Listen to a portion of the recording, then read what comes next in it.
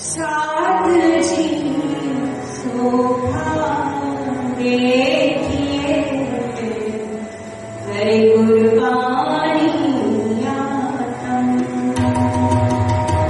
साथ जी शोभा देखिए, हरे कुर्बानी आतम।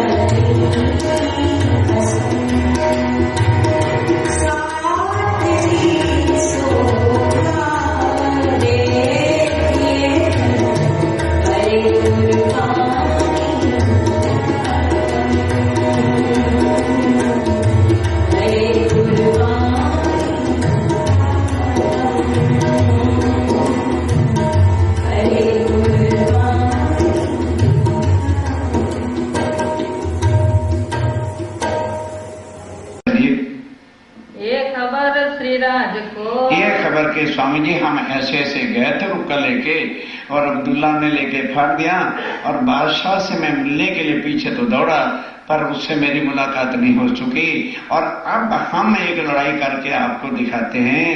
पर हम इतना क्या करें, पर क्या करें। बड़ा दजाल का जो है मुसलमानों की शरीयत का जबरदस्त अंधा राज है। बात हमारी ना सुने, इसलिए हमारी बात वहां तक पहुंची नहीं।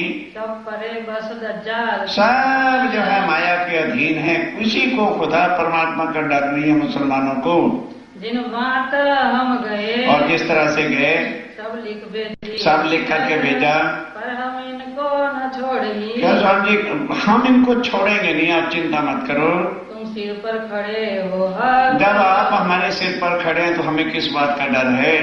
एक लड़ाई हमारी ध्यान के साथ। स्वामी जी हुक्म आप कर दो, और एक लड़ाई आशिकों की भी देखो कि जो आशिक होते हैं खुदा के वो करते क्या हैं।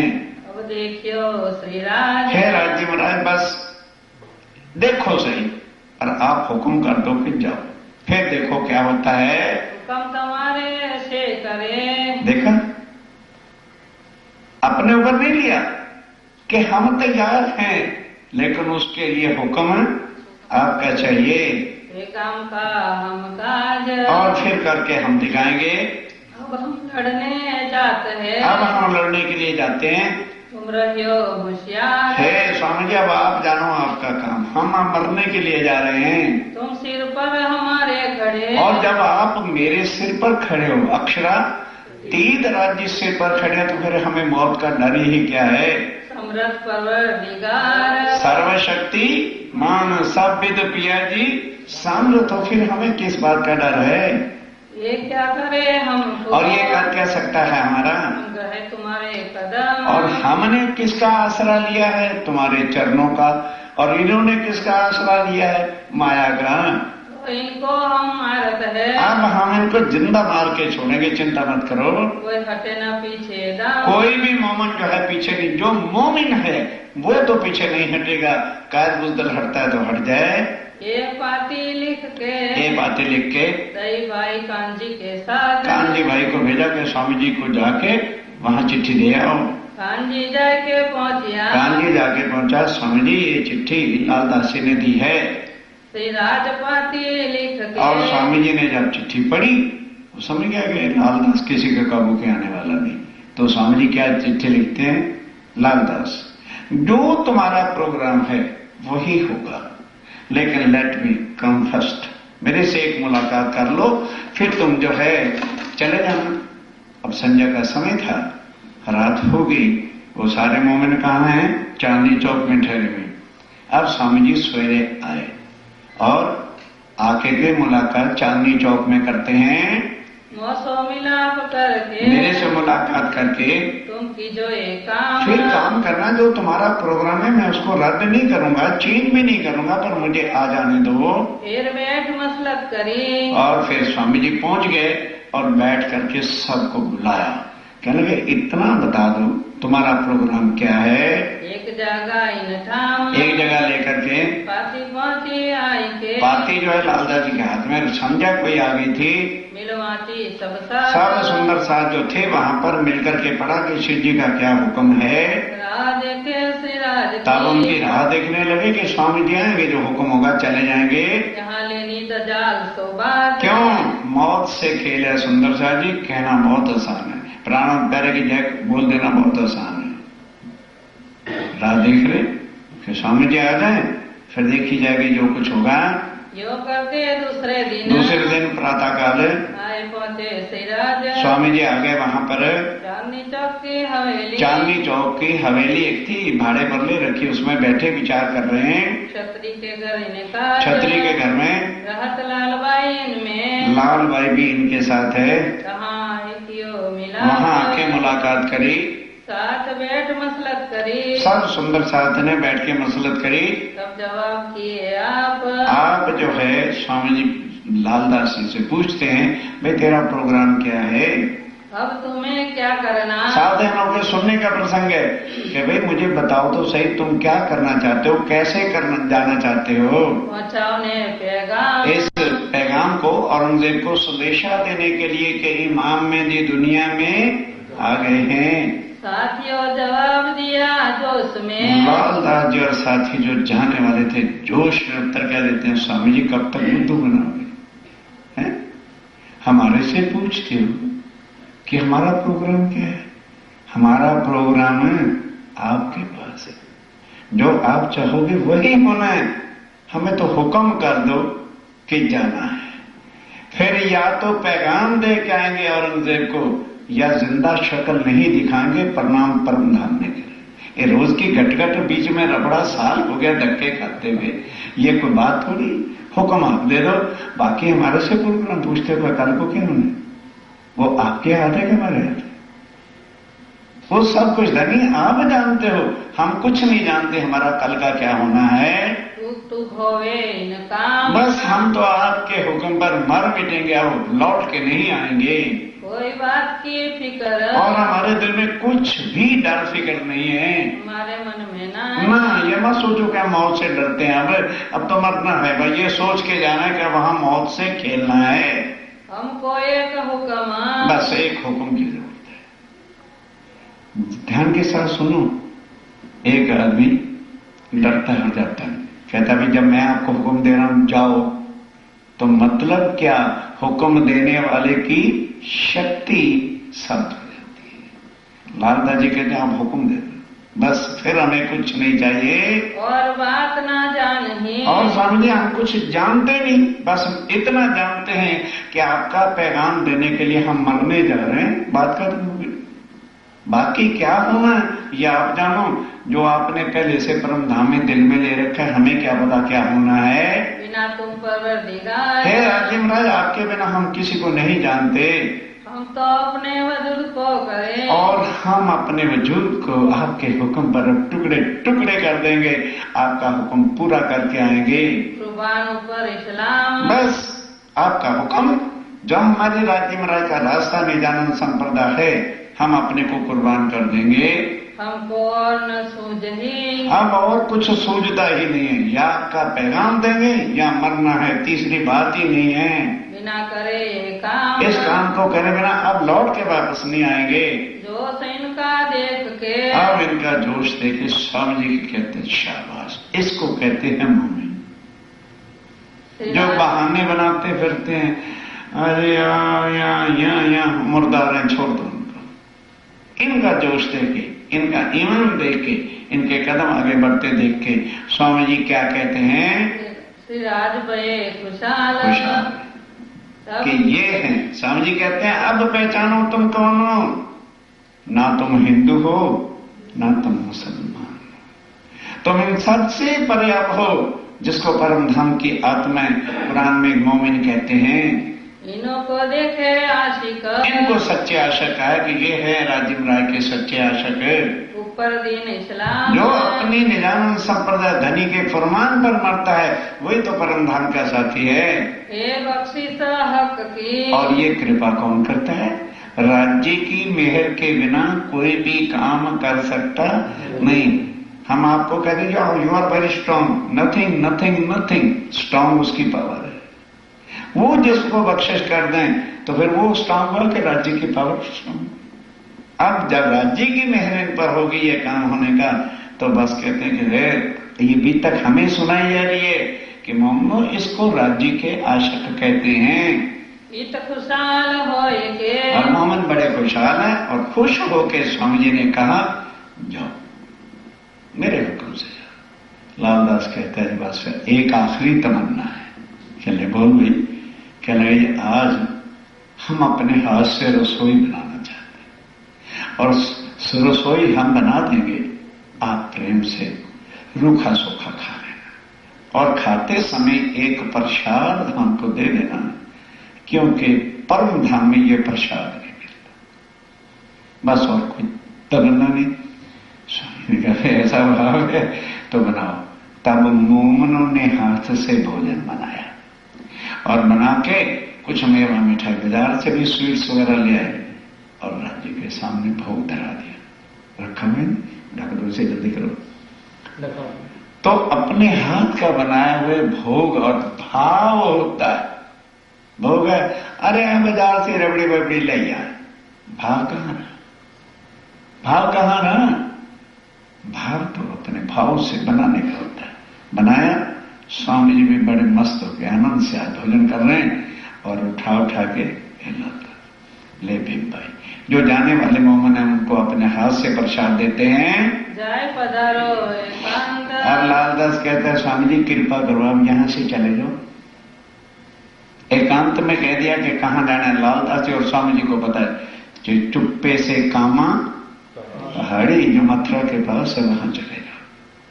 हे स्वामी जी, हम यहाँ के इंसान का तन धारण किए हुए, हो सकता है दिस इज पॉसिबल कि जब औरंगजेब को जुल्म ढाए और हमारे से आपका एड्रेस पूछेगा तो जिसका दिल कमजोर हुआ उसने आपका पता एड्रेस यदि बता दिया तो हम कहां जाएंगे? इसलिए चुप्पे से लीव दिल्ली एट वंस, छोड़ दो। स्वामी ने कहा ठीक है। कहने का चिंता न करो, जो कुछ हमारे साथ बीतेगी और रिजल्ट आएगा, आई शैल गिव यू लेटर। मैं आपको तुरंत जो है इस समय से लेके आखिर की रिजल्ट तक इन्फॉर्म करूंगा। अब स्वामी जी चले गए, चरण में किया प्रणाम, तो बाकी कुछ तो डर गए। कहते हो लालदास तू बड़ा अपने आप को बहुत समझता है, क्या हम राज्य महाराज के हुक्म पर नहीं मर सकते? खाली कहते हैं। कौन है? रैनी कहते हैं अरे भाई तू ही ज्यादा कर सकता है क्या, हम भी मर सकते हैं, तू देख तो सही जरा, कल को सोचेंगे। उन्होंने कहा भाई तुम सोचो, तुम सोचो। एक आशिक इस तरह के हैं जो राज्य के नाम पर बस मरना जानते हैं, मर मिटेंगे। और एक क्या है, न करते हैं न करने देते हैं। भाई अगर ये कर लेंगे तो नाम तो इनका हो जाएगा, फिर हम क्या करेंगे?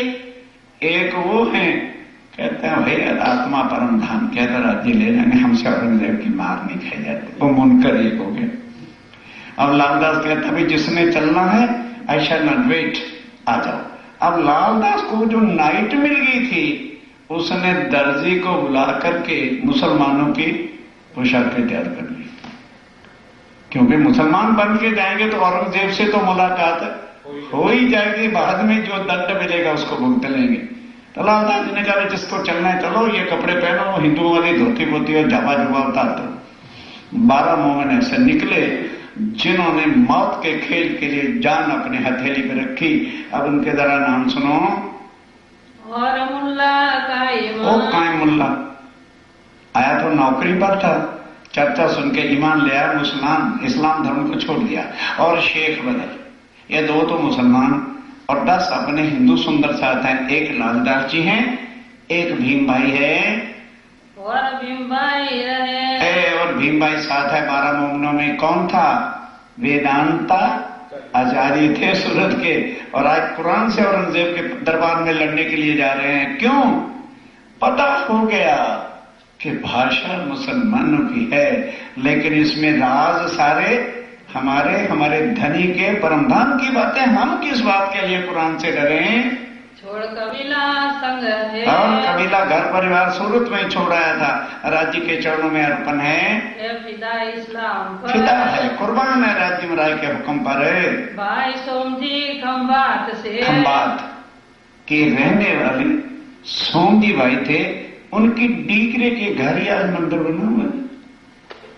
वो प्रसंग फिर पन्ना जी की सेवा में बताऊंगा, फिर लिंक टूट जाता है। सोमजी भाई खंबात के रहने वाला था, मिले थे वो भी यहाँ आके दिल्ली में मिले थे। घर इनके खंबात, इनके घर खंबात में है। कुर्बान पर वक्त बस समय और राज्य का हुक्म फिदा है, मत मिटना है, धनी का हुक्म पालन करना है। नागजी सूरत से, ओ नागजी जिसका नाम गरीब जी था, सूरत से आया हुआ था, वो भी चल पड़ा। चले छोड़ कबीला, छोड़ दिया कबीला अपना, धाम धनी बिना, इनको धाम धनी के बिना और नथी दिलाश, और किसी की आशा ही नहीं है कि धाम धनी जब सिर पे खड़े हैं, क्या मुर्दार सगे संबंधियों में रखा हुआ है। हिमाई बुंदेलखंड से, और कि भाई बुंदेलखंड का रहने वाला, वो भी दिल्ली में आया हुआ था, आया ले ईमान, पूरा ईमान लेकर के चल रहा है। खिदमत करी तन धन तन धन कुर्बान कर दिया राज्य के हुक्म पर। पूरी भई पहचान। क्यों? ये कौन करेगा? जिसको उनके स्वरूप की पूरी पहचान होगी, तभी तो काम चलेगा, नहीं तो क्या कहते रहेंगे। प्राणनाथ जी ने पिता केशव ठाकुर, प्राणनाथ महराज ठाकुर के पिता केशव ठाकुर थे, प्राणनाथ के। प्राणनाथ महराज ठाकुर के अंदर जो बैठे हैं वो प्राणनाथ है। हमें पहचान ही नहीं तो फिर हम किस तरह से कुर्बानी, या जो कॉल करते हैं ये सुख देऊं ब्रह्मश्रेष्ठ को कौन पूरा करेगा? अब इनको पहचान है, जिनको ये पहचान है कि हमारे साथ अक्षरा तीर्थ पूर्ण ब्रह्म सच्चिदानंद है, वो दुनिया से क्यों डरेगा?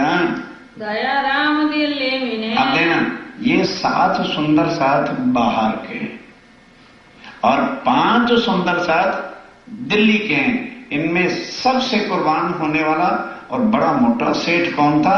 दयाराम, वो जो फतेहपुरी में था और जो लेके भी गया था मुसलमानों के टीके की किताब को। खाई मान लिए जो पूरा विश्वास है राज्य पद पर और मर मिटने को तैयार हैं। सेवा खिदमत में रहे, सेवा खिदमत में रहता है। कभी भी आलस आता नहीं है, ईमान गिरता नहीं है उनका। चिंतामन ठट्ठे मिने। चिंतामणि ओ ठट्ठे वाला कबीर पंथ का आचार्य था और यहाँ कुरान से लड़ने के लिए जा रहा है। आए थे ईमान, पूरा ईमान के बिना सुंदर साथी कुछ नहीं। जब हमारा विश्वास ही पक्का नहीं, और विश्वास कब पक्का होता है? जब धनी की पहचान होती है। खिदमत करी धन मन धन धनी के नाम पर कुर्बान है, क्योंकि पूरी पहचान होगी। पहचान के बिना कोई धन की भी सेवा नहीं करता, कुर्बान होना तो बड़ी दूर की बात है। चंचल बड़े ईमान और चंचा दास ये भी दिल्ली का सुंदर साथ है, रहे खिदमत में होशियार। घर बार छोड़ दिया दिल्ली में, स्वामी जी के चरणों में अर्पण हो गए। आस कबीला छोड़ सब आस कबीला घर छोड़ दिया, चल पड़े मुसलमान को पैगाम देने के लिए। परवरदिगार वो भी सुंदर साथ में शामिल हो गया। रहे दुकान अपनी, और अपनी दुकान में कौन रहता था? जो गंगाराम। एक गंगाराम है, उग्राही का काम करता था। ईमान से खिदमत, बस ईमान से, पहले ईमान, तभी तो आदमी कुर्बान हो सकता है। वो भी सेवा में हाजिर है, सेवा के काम, बस राज्य की सेवा के लिए अर्पण है। बनारसी उगाही, बनारसी एक और साथी दिल्ली का है, वो भी उगाही का काम करता है। ताजा लाया ताजा, थोड़े दिन से ही वो सुंदर साथ बना था। पुराने क्या कहते, कल का है, हमको शिक्षा दे रहा हो। तो कोई ओल्ड सुनने की ज्यादा केवल होती है। ओल्ड वालों का ईमान ही नहीं है राज्य मरा के, क्योंकि उनको पहचान है ही नहीं। वो अभी आया था, आत्म जागृत उठी थी, उसको धनी की पहचान थी, इसलिए कुर्बान हो रहा है। अंदर जाके कहीं, अब अंदर जाके क्या कहा? अरे भाई ठहरो, अब ये 12 सुंदर साथ कहाँ चले गए? जामा मस्जिद। अब जामा मस्जिद में भी जाके खड़ा कहाँ हो गए? जहां उनके महंत श्री, जिसको इमाम कहते हैं, वो अज्ञावान होते हैं, पीछे सब मुसलमान नमाज पढ़ते हैं, वहां जाके खड़े हुए। और वो इमाम ऊपर था, जिसको पुजारी कहते हैं। जब उसने दोपहर के समय में लाल जी को इतना जोश है, इमाम मेहंदी आने की सुनंदे गा रहा है, वो ऊपर से देखता है झांक के, अरे इस समय ये कौन लोग हैं? जब खटखट नीचे आया और उस वाणी को समझ के कि इमाम मेहंदी दुनिया में आ चुके हैं, हाथ उठा के कहते हैं, हे मेरे अल्लाह ताला, ये तो तेरी कोई नूर रोशनी है, बस मुझे ताकत बख्श कि मैं इन मोमनों को औरंगजेब से मिला दूं। जब वो गा चुके, कहते मोमनों, भाई अगर तुम कहो तो मैं तुम्हें औरंगजेब से मिला सकता हूं। वो कहते हैं, और हम चाहते क्या है? जामा मस्जिद के एक फरलांग 200-300 गज पर सामने लाल किला। कहता हो मैं लेके चलता हूं। तो वो लेके, अगर आपने लाल किला नहीं देखा तो कभी दिल्ली जाना, आज भी वही गेट है। लाल किला में जाओगे तो राइट टर्न लेना पड़ा, डायरेक्शन बता रहा हूं। थोड़ा आगे चलोगे तो रेड बत्ती आगे, लेफ्ट को मुड़ जाना। जब अंदर चले जाओगे तो सामने बारादरी होगी, जहां पब्लिक के मिलने का स्थान है वो ऊंचा चबूतरा है। तो काजी ने कहा कि तुम इधर ठहर जाओ, मैं बादशाह को महल के अंदर है लेके आता हूं। इमाम हर वक्त अंदर जा सकते हैं, कोई उनको रुकावट नहीं होती। बादशाह बैठा था, कहने लगे हुजूर वो इमाम मेहदी के आर्मी मैसेंजर्स आए हैं, मैं उनको साथ लेकर के आया हूं, आप जरा अपना पोशाक, अंदर तो हर वक्त बादशाही लिबास नहीं पहना जाता, लूजर ड्रेस को उतार के अपनी बादशाही पोशाक पहन करके आ गए। कहने लगे चलो मैं अभी आता हूं। बस इतने में बादशाह ने अपना एचकन को पोशाक वगैरह पहनी और हाथ में, बादशाह लोग छड़ी अवश्य रखते थे, और लेके आ गया और टीका लगा के खड़ा हो गया। Now come to the point, अब औरंगजेब के और मोमनों की बातें रूबरू होती हैं। आया पैगाम इमाम के इमाम साहब का पैगाम आया। ये मुल्ला वो जो था बादशाह को कह रहा है मैं ले आया लोग, मैं उनके आदमियों को यहाँ ले आया हूँ, तुम आयो एक हे बादशाह जरा जल्दी बाहर आ जाओ। और में से सुन के तब बादशाह महल के अंदर से सुन के निकल आया सुल्तान, तुरंत जो है अपने कपड़े पहन करके आ गया हुआ टाड़ा चबूतरे पर, और वो खुद चबूतरे पर खड़ा हो गया। मोमन थोड़ी दूर खड़े हुए थे। अब माइक तो उस समय था नहीं सामने, बोला लेकिन मोमिन सुन नहीं सके। बादशाह ने इशारा किया आगे आ जाओ। तब आगे आए। अब बादशाह क्या कहता है और मोमिन जवाब क्या देते हैं, यही प्रसंग सुनने का है। मोमिन तले चबूतरे, मोमिन चबूतरे के तले खड़े थे, खड़े जाए निकट, वो निकट आ गए। जो लिखा लो मफूज में, अब ये बातें 1100 साल पहले लिखी हुई हैं कि जब इमाम मेहदी का पैगाम लेकर के लोग जाएंगे तो बादशाह उनको अलखान कर सकते नहीं। पहले लिख दिया मोहम्मद साहब ने। अब वो आगे आता है, अब क्या लिखे अनुसार होता है उसको सुनो। और वही खटपट, अब जिस वक्त मोहम्मद चले गए किसको खटपट हुई, शेख निजाम को, शेख इस्लाम को, और वो पांचों जो थे ना उनको ले गए। अब हमारे बादशाह ने मोमनों से पूछा कि मोमनों मेरे दरबार में आए हो, आप क्या चाहते हो। इशारत सो आए, इशारत करके कहा। तब बोले तो मोमिना, अब मोमिन सारे नहीं बोलते, लालदासी बोलते। क्या बोले, ला इलाहा इल्लल्लाह मुहम्मद रसूलुल्लाह। एक कलमा है जिसको हम मंत्र कहते हैं। ये पढ़ के मोमिन चुप हो गए, कलमा जुबान चलाए, जुबान से कलमा बोला और साथ क्या कह दिया, बिस्मिल्लाह अल रहमान अल रहीम। अर्थ क्या है, बिस्मिल्लाह अल्लाह हे पूर्ण ब्रह्म तुम ही अति दयालु हो और तुम ही अति कृपालु हो और तुम ही सर्वशक्ति। ये है जिसको सुन के हम घबराते फिरते। जब ये मुख से बात कही उन्होंने, क्या मतलब है तुम, तब इन्हें एक मिनट ठहरो।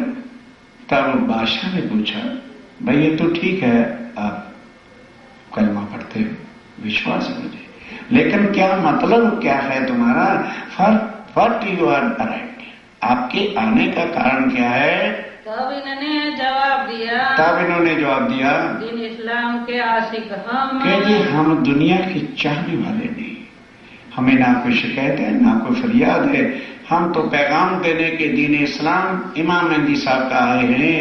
कछु मतलब अपना कहो, कहने के खैर वो भी मैं सुनने के लिए तैयार हूँ, कुछ अपना मतलब कहो, कुछ ना कुछ तो तुम्हारा भी स्वार्थ होगा, मेरे दरबार में आए हो। लालदास कहते बादशाह बार बार कहते हो, किस मतलब के लिए तेरे में रखा क्या है, अरे तू किसका बादशाह है, फना हो जाने वाली दुनिया का तू मालिक है और हम मालिक हैं अर्शे अजीम के, हम मुर्दार को मांगने नहीं आए। डायरेक्ट इंसल्ट कर दी बादशाह के, क्या रखा तेरे दरबार के अंदर, वो हमें नहीं चाहिए दुनिया का कुछ भी, हम अल्लाह के आशिक हैं, उनका पैगाम मैसेज देने के लिए सिर्फ हम आपके पास आए हैं। कछु मांगो मुझसे, कहने कुछ तो मांग लो भाई, मेरे दरबार में आए हो। कहा एक बात हम मांगत, कहने का बार बार कह रहे हो ना एक बात, मांग लो। लो फिर मांगते हैं कर पूरा, कि हम आपको कुरान से इमाम मेहदी के आने की पहचान कराना चाहते हैं। पर जिस वक्त हम और आप बातें करें, इनको नहीं आने देंगे। ये शेख निजाम, हम पैगाम लेकर इसके घर 2 महीने भटकते रहे। ये शेख इस्लाम जो तेरा सुप्रीम कोर्ट का जज है, इसके घर भी 2 महीने भटकते रहे। ये रजवी खान जो तेरा दीवान है, इसके घर भी 2 महीने भटकते रहे। ये अकल खान जो सबको कुरान की शिक्षा देता है, इसको एक घर भी हम 2 महीने भटकते रहे। और ये तेरा सीधी फुलाद जो पुलिस का जनरल है, इसके घर भी भटकते रहे। इन्होंने हमारी मुलाकात तुम्हारे से करवाई नहीं। इसलिए जिस वक्त हम और आप कुरान की बैठ के बातें करें, आप प्रश्न करो, हम उत्तर देंगे। हम प्रश्न करें, आप उत्तर दें। उस वक्त इनको किसी को भी अलाउ नहीं होगा कि ये बीच में आए। पूछो सुनो तुम हमसे, तुम हमारे से पूछो और सुनो हमारी बातों को, और न सुनावे कान। और किसी को हम सुनाना नहीं चाहते, क्योंकि इसके पात्र कोई और है ही नहीं है। अब जब ये सुना तो शेख इस्लाम घबरा गए, तुरंत सर्वसम्मति से एक नया ला बना दिया। क्योंकि ला तो बनाने वाले थे, ला मिनिस्टर काजी थे। क्या नया कानून बना दिया? बादशाह सलामत, हजूर, ये लोग जो आज अपने को इमाम मेहदी के आदमी कहते हैं, ये गंगाराम है, फतेहपुर में इसकी दुकान, रोज हम इनसे सौदा खरीदते हैं। वो चंचल दास है, वो उगराई करने वाले जो 5 दिल्ली सुंदर साथ जी, ये इनसे रोज हम बाजार में मिलते हैं। आप बादशाह सलामत कुछ मदद से सोचो कि मुसलमानों को, हिंदुओं को हम लाख रुपए का भी किसी को लालच दें तो कोई भी कलमा पढ़ने को तैयार नहीं होता। और ये बनावटी कपड़े पहन के आ गए कि हम इमाम मेहदी के आदमी हैं। क्या इतनी जल्दी इनको अल्लाह ताला की पहचान हो गई है, कुरान के मायने जानते हैं? तो हुजूर ये काजी इतने आपके किस लिए दरबार में नौकरी करते हैं? जिस काजी पर आपको बादशाह सलामत विश्वास हो, उसको हुक्म कर दो, वो बैठ करके इनसे कुरान की बातें करेगा। अगर रियली ये मोमिन होंगे तो आपके पास रिपोर्ट आ जाएगी, उसके बाद बेशक आप बातें कर लेना। पर इस समय शरअ आपको इजाजत नहीं देती कि आप इनके साथ एकांत में बैठ करके चर्चा करें। क्यों? पॉसिबल है कि किसी हिंदू राजा ने इनको लोभ लालच दे के भेजा हो, और ये होंगे 12 एकांत में, और तुम होंगे 1, मार डालेंगे। अब बादशाह बात तो ठीक है, मैं अकेला हूं। अरे बादशाह कहने लगे ठीक है, पर बात यह है कि मैं इनसे बातें जरूर करूंगा। कहने लगे हजूर फिर आप करना, जब हम देख लेंगे कि रियली ये सच्चे आशिक हैं खुदा के, कुरान के मैंने जानते हैं, तो हम कह देंगे फिर एकांत में भी बैठ के पढ़ना, बातें करना, हमको कोई अपेक्षा नहीं होगा। तब बादशाह ने लिख के दिया, देखो ये मेरे दरबार में मेहमान आए, इनको अच्छी अच्छी मलीदे देना। ये फारसी का शब्द है, मलीदे मैंने अच्छे भोजन, मेवा, मिठाइयां, खूब आनंद मंगल का इनकी सेवा करना, कष्ट ना होने पाए। मैंने कहा अच्छा हुजूर। बादशाह ने पैगाम दे दिया कि इमाम मेहदी आ गए हैं, दे दिया पैगाम। अब वो सुप्रीम कोर्ट का जज था, जो पुलिस का कोतवाल था, उसके खैरे हिंदे इनकी मार मार हड्डियां तो, और देख इसकी परीक्षा कर लिए रियली है कि नहीं। बादशाह ने क्या पैगाम दिया कि इनकी मेहमान नवाजी रखना, इनको कष्ट न देना। कोतवाल कहता है बादशाह का हुक्म देखूं तो और है, लेकिन मैं अंडर किसके हूं? सुप्रीम कोर्ट के जज के। कहने लगा हजूर चिंता न करें। संजय का समय हुआ तो उसने क्या किया, 2 मुसलमान थे ना बीच में, उनके लिए मीट वगैरह नॉन वेज मंगवाया, और बाकी हिंदू थे उनके लिए सब प्योर शुद्ध भोजन वेज वाला बना। तो कोतवाल कहते आओ भाई, ये 2 मुसलमानों का खाना है, लो तुम खा लो, आओ भाई तुम लोग तो हिंदू हो, ये मिलके खा लो। लालदास कहते बादशाह, कोतवाल साहब, हम में ना कोई हिंदू है और ना ही कोई मुसलमान है, हम एक परवरदिगार की आत्माएं हैं और हमारे में किसी प्रकार का भी भिन्न भेद। अरे कभी मुसलमान थे, अब तो उन्होंने मुसलमान धर्म छोड़ के तारतम ले लिया, जब चरणों में आ गए फिर हिंदू मुसलमान का सवाल क्या है। परमधाम की आत्माएं एक हैं और वो उत्तरी हैं चारों वर्णों में आई हुई है। कब तक जुदा जुदा हैं? जब तक तारतम लेके राज्य के चरणों में। जब एक साथी, एक सुंदर बाई की वासना के साथी हो गए, राज्य के अंग हो गए, तब कहने लगे ये जो अशुद्ध भोजन है ये उठा लो, हम नहीं खा सकते। तब वो जो 10 का भोजन आया था उसी में ही मिल करके 12 के 12 बोलो इमाम मेहदी साहब की जय। अब हम प्राण प्यारे की जय थोड़ा बोल रहे, तो बोल के खाने शुरू कर दिया। अब कोतवाल हैरान, क्योंकि उस समय कोई भी मुसलमान हिंदू के साथ भोजन कर नहीं सकता था कि ये लोग काफिर होते हैं, और हिंदू मुसलमान के साथ नहीं कर सकता था।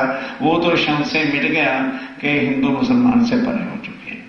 फिर अब सुप्रीम कोर्ट के जज का ऑर्डर था, रात को जब 12-1 बजे सुंदर साहब जी कोतवाल ने जो हंटर उठाया,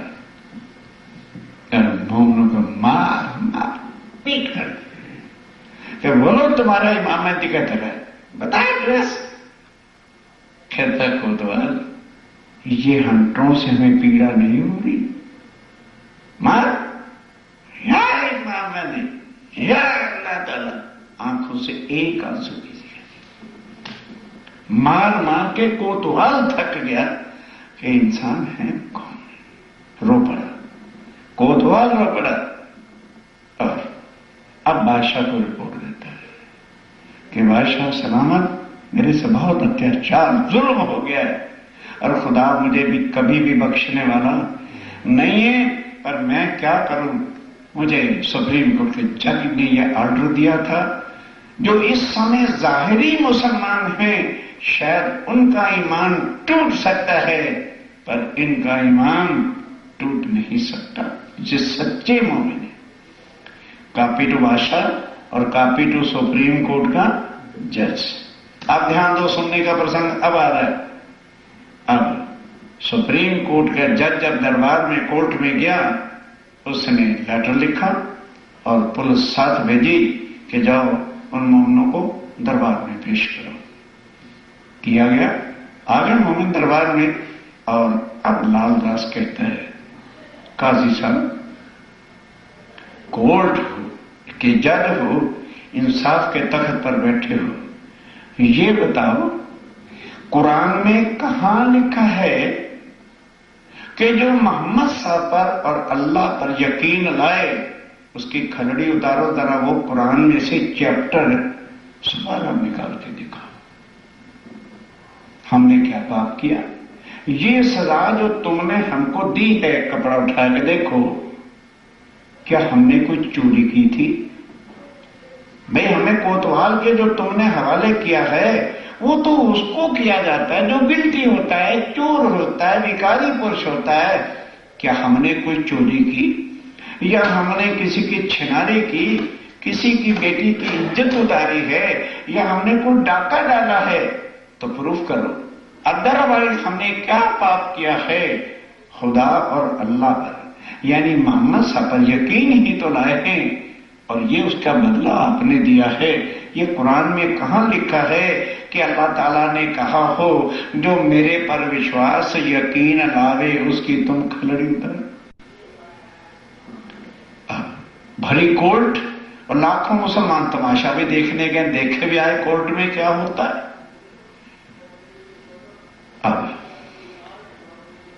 क्या वो जवाब दे? कहने लगे इतना में नहीं होने वाला कुछ काजी साहब, अगर तुम सच्चे मुसलमान हो और हमको काफिर कहते हो तो बताओ जरा एक आयत का आईना क्या होता है। इन्ना इंडल्लाहु फी लैलतुल कद्र, लैलतुल कद्र मावदर का क्या मतलब क्या? जब इमाम मेहदी आएगा तो एक रात 1000 महीने से ज्यादा होगी। वो रात कौन सी है जो 1000 महीने की होगी? जिसमें अल्लाह ताला ने भी दुनिया में आना है। वो तीसरा तकरार, नहीं समझे? पहले दूसरे तकरार में नहीं, तीसरे तकरार के अंदर परम धाम से श्री राजी महाराज अपनी आत्माओं के साथ आएंगे। इसके अर्थ खोल के बता। फिर क्या कहा कि जब अल्लाह ताला के अर्श के अंदर रूहें थी तो उन्होंने फिर किसको कहा था कि रूहो अलस्तो बेरबकुम, और वले कहा रूहन। वो कौन जगह है और किन रूहों ने उनको जवाब दिया था? कहां से ला? सुंदर साहब जी कुरान के वारिस भले मुसलमान हैं, एक भी अध्याय सकंद पारे का अर्थ कर सकते नहीं। अर्थ क्या है? एक चाबी तारतम है दुनिया के सब ग्रंथों की। राज्य ने चाहा कल का दिन देखने वाला होगा। रमेश ओझा भी आ रहे हैं। मैंने प्रश्न करना है कि नित्य वृंदावन कहां है, क्योंकि वो भागवत का इस वक्त विश्व का डंका कह रहे। तो बताए वो नित्य वृंदावन कहां है जिसका प्रचार करता फिरता है? None can answer. इतनी ताकत है तुम्हारे तारतम्य राज्य के स्वरूप की, पर किन को ताकत मिलती है? जिनको धनी की पहचान, उन पर ईमान, धनी की मेहर उस पर है।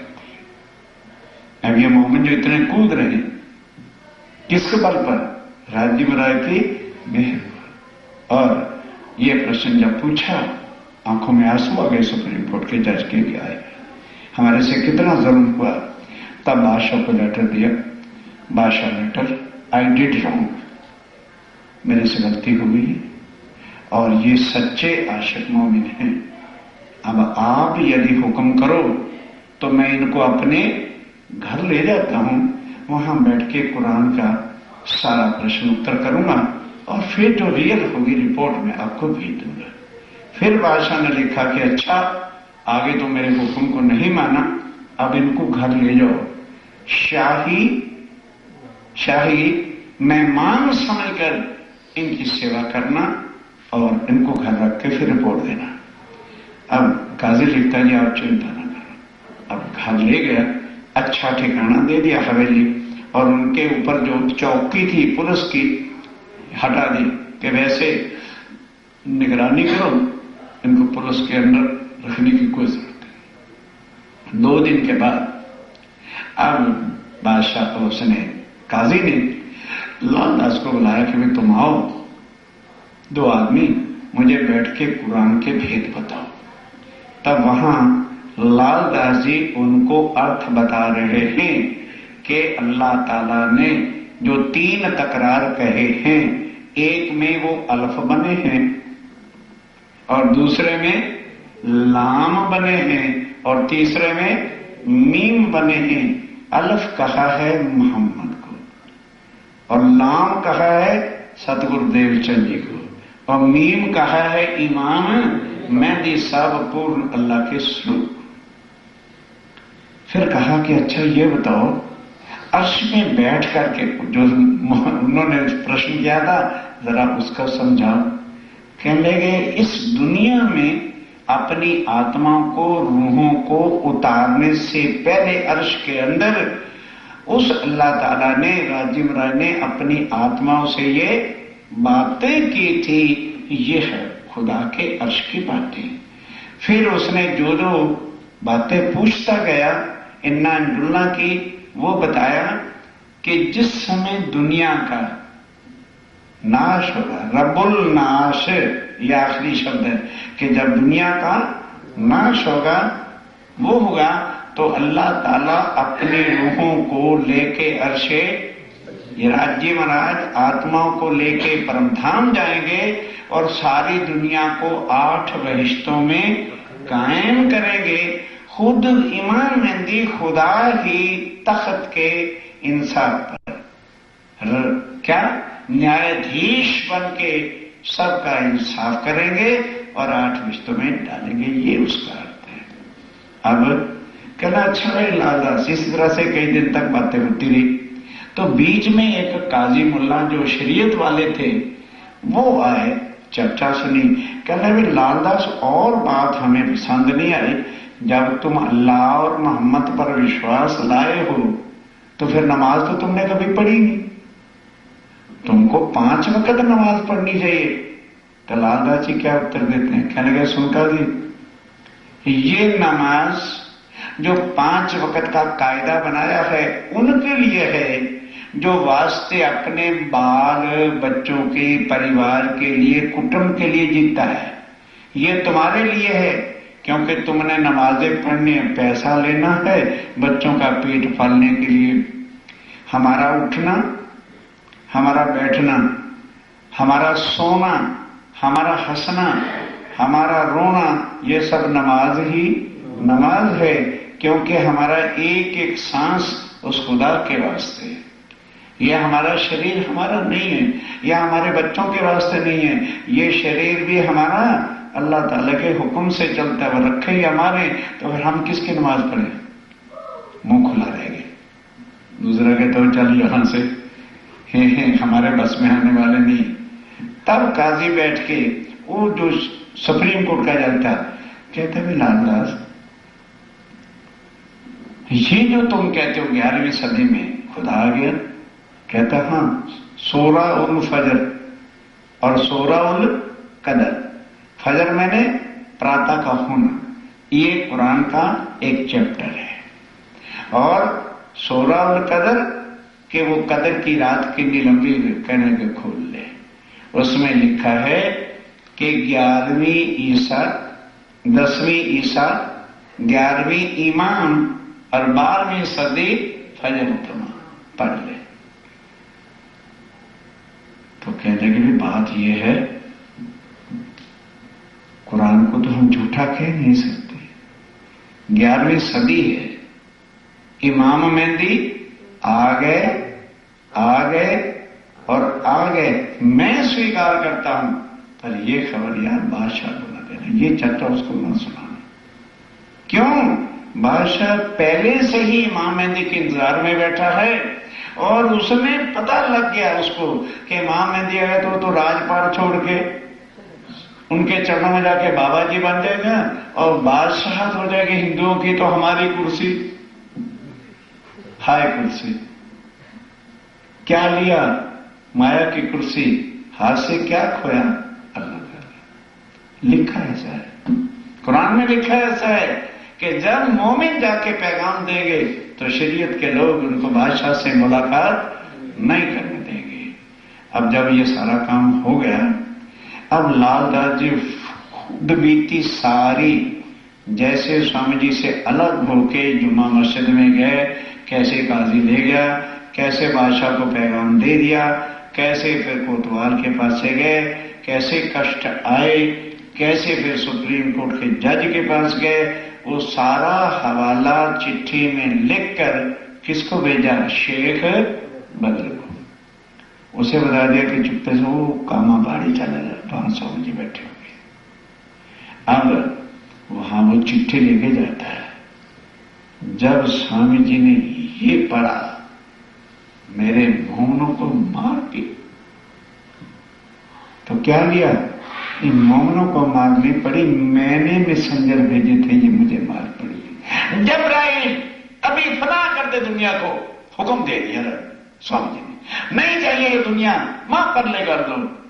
राजी कहते खुद ठहर जा, फिर चौथा विमान बनाने के, अभी ना शाह कुंडल जगह है ना शाह कुमार जगह, फिर क्या करोगे?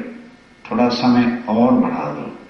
रात रखी कछु खींच के सोगी वास्ते, जो आत्माएं अभी माया में पड़ी हैं उनको राज्य की पहचान नहीं हुई है तो क्या फिर बार बार राज्य महाराज ब्रह्मांड बनाते नहीं? क्या लगे अभी अब स्वामी जी अपनी कलम से चिट्ठी लिखेंगे मोमनों को। वो चिट्ठी ऐसी है कि हमें कैसे दुनिया में जीना है, कैसे हमको खाना चाहिए, कैसे हमको व्यवहार करना चाहिए, कैसे अपने ईमान पर पक्के रहना चाहिए और दुनिया के साथ कैसा व्यवहार में रहना चाहिए, और ताकि हमारा कभी ईमान डगमगाए नहीं। वो सारा कुछ पाती में सार। अब कहूं मजल की जो हुई लड़ाई शरीयत। आप अब श्री राज्य महाराज वै धाम के धनी पार ब्रह्म सच्चिदानंद स्वरूप अक्षरातीत विद्या अभिनंद बुद्ध निष्कलंक अवतार आखिरुल ज़मा इमाम मेहदी। ये जो विद्या अभिनंद बुद्ध निष्कलंक अवतार शब्द हैं या आखिरुल ज़मा इमाम मेहदी एनो अर्थ छे आखिरी जमाने के मालिक खान, वो ब्राह्मण है। अरबी फारसी में आखिरुल ज़मा इमाम मेहदी कहते हैं और हिंदी शब्दों में विद्या अभिनंद बुद्ध निष्कलंक अवतार कहते हैं। अब वो बता रहे हैं कि ये सुंदर सार जी शरीयत वालों के साथ, क्योंकि ये विषय जो सुंदर साथ रोज सुन रहे हैं, पता है कि संसार में इतने धर्म हैं और भगवान भी, हर धर्म का एक एक भगवान, लेकिन कहते सारे हैं कि परमात्मा सबका एक है, पर इतनी क्लैरिफिकेशन किसी के पास नहीं है कि what is the difference between भगवान एंड परमात्मा। भगवान अनेक और परमात्मा एक। भगवान बनते और मिटते हैं, वो साफ गीता में भी कहा अर्जुन मेरे भी लाखों जन्म होते हैं, और राम ने भी कहा, और सारे संसार के ग्रंथ कहते हैं ये जगत मिथ्या है और ब्रह्म सत्य है। कभी किसी काल में कोटों बार दुनिया बनी बन के मिट गई, पूर्ण ब्रह्म एक परमात्मा जिसको कहते हैं वो कभी सृष्टि पे आए ही नहीं। और ये 28वें कलयुग की बड़ी भारी महिमा है कि इसमें किसने आना है, जो सबका एक परमात्मा है। अब सबका है तो मुसलमानों का भी है, सिखों का भी है, क्रिश्चियंस का भी है और हिंदुओं का भी है। अब वो एक कैसे है और दूसरे एक क्यों नहीं? वह जो भगवान है सिर्फ वो एक कम्युनिटी के हैं, और फिर the God which relates only one community is not a God. वो तो एक पक्षी है, परमात्मा है। अब ये वाणी सुन के कई हमारे सुंदर साथ को भी अचंबा हो जाता है, अरे भाई और बातें तो सब कुछ ठीक है, बीच में ये कुरान का डंगा क्यों डाल दी? सोचने की बात है, क्योंकि हम अभी तक सोल की दृष्टि से, आत्म के भाव से अपने को देखते ही नहीं। हम किसको देखते हैं? देखो हमें वजूद जो मिला वो हिंदू वाला मिला, तो फिर इसलिए हमें फिर कुरान का ज्ञान या बाइबल का ज्ञान जरा समझने में बड़ी आपत्ति होती है। लेकिन उसको नहीं भूलना कि आत्माएं उतरी हैं चारों वर्णों। तो अब जो मोहम्मदन के अंदर कोई कोई आत्मा होगी तो उसको गीता से तो नहीं समझा सकते, या उसको हिंदुओं के और ग्रंथों से भी नहीं समझा सकते। तो इसलिए उनको उनकी भाषा से समझाना पड़ेगा। हिंदुओं को समझाना हो तो हिंदुओं को हिंदुओं की और मुस्लिम की तर श्री महामती तिने त्यों समझाओ जिन्हें समझ आवे ज्यों कर। तो अब औरंगजेब के जमाने में कितना एक मौत का खेल था कि उनको जाकर कुरान से समझाना, और 12 मोमिन गए।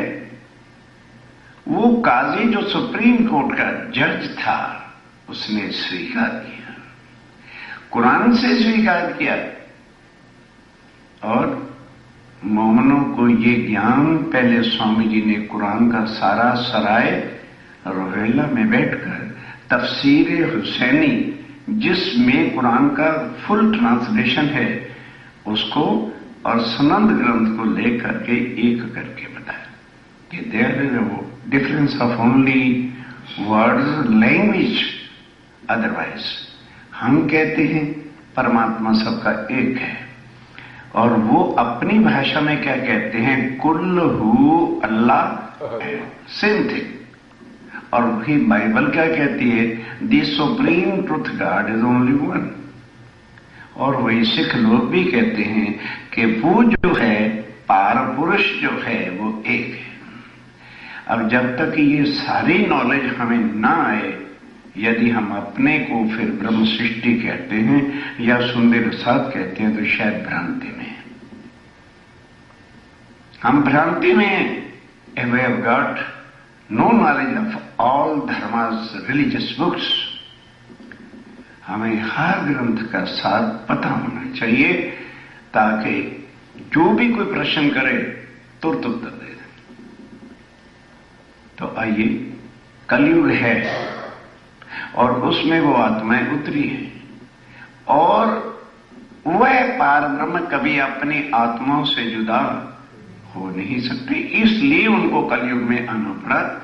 और वो आके किसी न किसी के तन में ही तो बैठ करके सारा ज्ञान सुनाएंगे। अब सुनने की बातें इसी पाती के अंदर आएगा, वो सब कुछ सुनिए।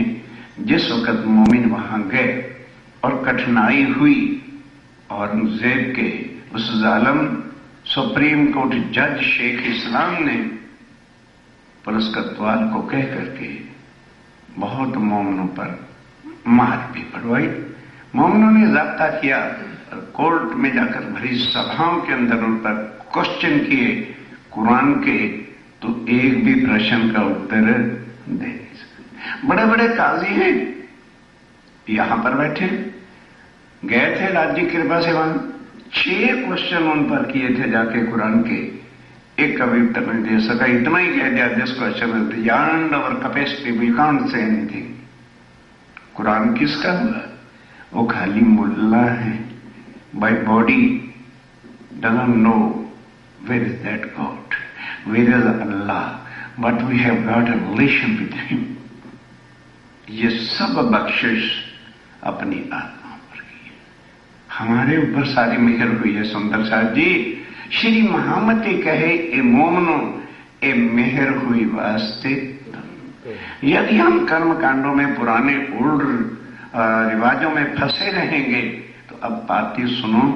वह प्राणनाथ क्षातीत उन मामलों में जब इस तरह के दंड सहे, और काजी ने जिस दिन ये स्वीकार कर लिया कि मामेंदी प्राणनाथ जी कुरान में लिखे अनुसार 11वीं सदी में आ गए हैं, हम स्वीकार करते हैं, तब लालदास जी ने पूरी डिटेल के साथ वो लेटर दिया कि स्वामी जी ऐसे ऐसे हम गए थे, ऐसे ऐसे थोड़ा दंड भी हुआ है, लेकिन वी हैव टॉलरेट, हमें कोई किसी प्रकार की चिंता नहीं, इतना है कि आपका हुक्म पूरा हो गया है।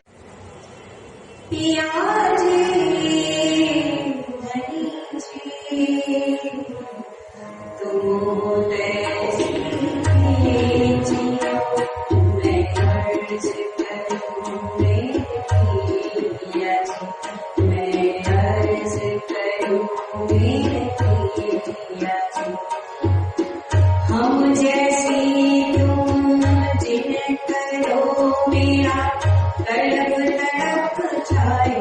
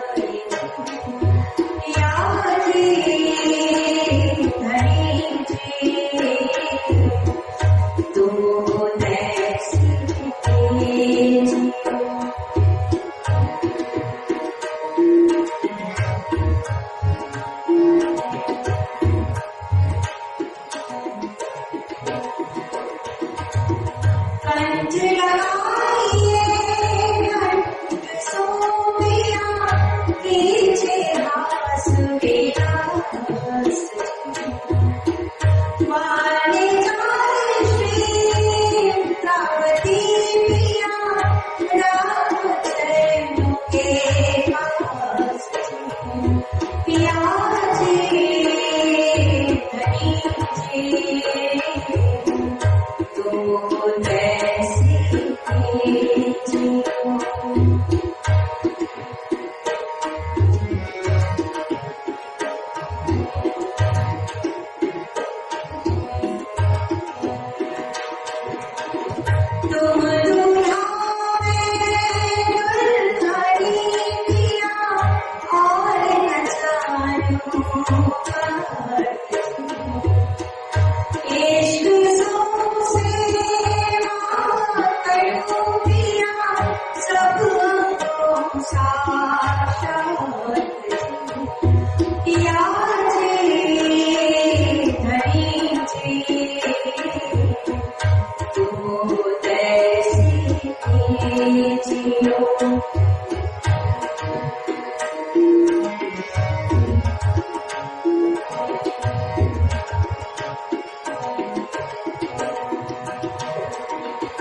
सदा सुख